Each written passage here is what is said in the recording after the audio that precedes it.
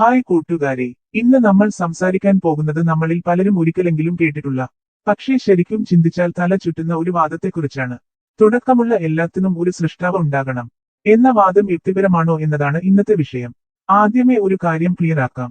ഇത് ദൈവവിശ്വാസത്തെ കളിയാക്കാനോ ആരുടെയെങ്കിലും വിശ്വാസത്തെ തകർക്കാനോ ഉള്ള വീഡിയോ അല്ല. നമ്മൾ ഇന്ന് ചെയ്യുന്നത് ഒരു സാധാരണ മനുഷ്യൻ ചിന്തിക്കുന്ന രീതിയിൽ, യുക്തിയോടെ, ഇത് ശരിക്കും എത്രത്തോളം ഉറപ്പുള്ള വാദമാണെന്ന് നോക്കുകയാണ്. സാധാരണയായി ഈ വാദം ഇങ്ങനെ തന്നെയാണ് നമ്മൾ കേൾക്കുന്നത്. ഈ ലോകത്ത് ഉണ്ടാകുന്ന എല്ലാറ്റിനും ഒരു കാരണമുണ്ടല്ലോ. ഒരു വീട് പണിയാൻ ഒരാൾ വേണം. ഒരു കസേര ഉണ്ടാകാൻ അത് ഉണ്ടാക്കിയ ഒരാൾ വേണം. അതുപോലെ ഈ പ്രപഞ്ചത്തിന് തുടക്കമുണ്ടെങ്കിൽ അതിനെ ഉണ്ടാക്കിയ ഒരു സൃഷ്ടാവും ഉണ്ടായിരിക്കണം. ഇത് കേൾക്കുമ്പോൾ അതിൽ തെറ്റ് എന്താ എന്ന് നമ്മൾക്ക് തോന്നും. കാരണം ഇത് നമ്മുടെ ദിവസേനയുള്ള അനുഭവങ്ങളോട് ചേർന്ന ഒരു ആശയമാണ്. പക്ഷേ ഇവിടെ ഒരു ചെറിയ, പക്ഷേ പ്രധാനപ്പെട്ട ചോദ്യമുണ്ട്. നമ്മൾ കാണുന്ന ഈ വീടും കസേരയും മരവും മനുഷ്യനും എല്ലാം എവിടെയാണ് ഉള്ളത്? ഇതെല്ലാം പ്രപഞ്ചത്തിനുള്ളിലല്ലേ? അതായത് നമ്മൾ കണ്ടറിഞ്ഞ കാരണം ഫലം എന്ന നിയമം പ്രപഞ്ചത്തിനുള്ളിൽ നടക്കുന്ന കാര്യങ്ങളിൽ നിന്നാണ് വന്നത്. അത് പ്രപഞ്ചം തന്നെ ഉണ്ടാകുമ്പോഴും അതേപടി ബാധകമാണെന്ന് ഉറപ്പിച്ച് പറയാൻ നമുക്ക് സാധിക്കുമോ? ഇത് കേൾക്കുമ്പോൾ കുറച്ച് കൺഫ്യൂഷൻ തോന്നാം. അതിനാൽ ലളിതമായി പറയാം, ഒരു വീട്ടിനുള്ളിലെ നിയമങ്ങൾ ആ വീട് ഉണ്ടാകുന്നതിന് മുൻപും ഉണ്ടായിരുന്നു എന്ന് നമുക്ക് ഉറപ്പിച്ച് പറയാൻ പറ്റില്ലല്ലോ. അതുപോലെ തന്നെയാണ് ഇവിടെയും. ഇനി അടുത്ത ചോദ്യം, പ്രപഞ്ചത്തിന് ശരിക്കും ഒരു തുടക്കമുണ്ടോ? ഇവിടെ പലരും ഉടനെ പറയുന്നത് മഹാവിസ്ഫോടന സിദ്ധാന്തമല്ലേ എന്നായിരിക്കും. പക്ഷേ ശാസ്ത്രം പറയുന്നത് ഇതാണ്.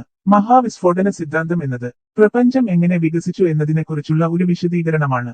അത് ശൂന്യത്തിൽ നിന്ന് എല്ലാം ഉണ്ടായി എന്ന് ഉറപ്പിച്ച് പറയുന്ന കാര്യമല്ല.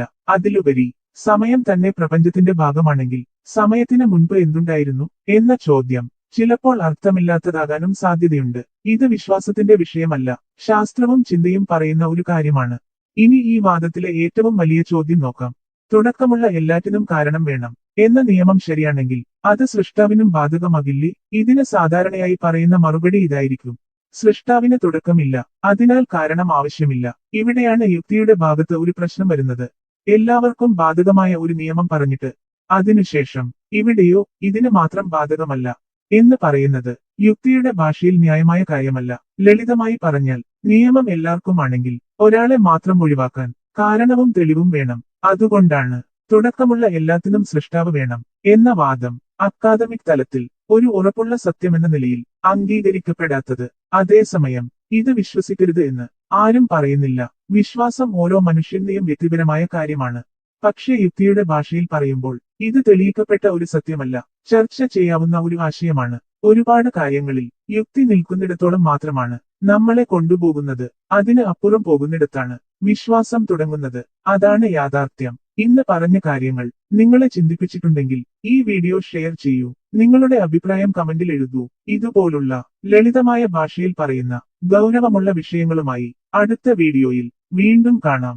നന്ദി കൂട്ടുകാരെ.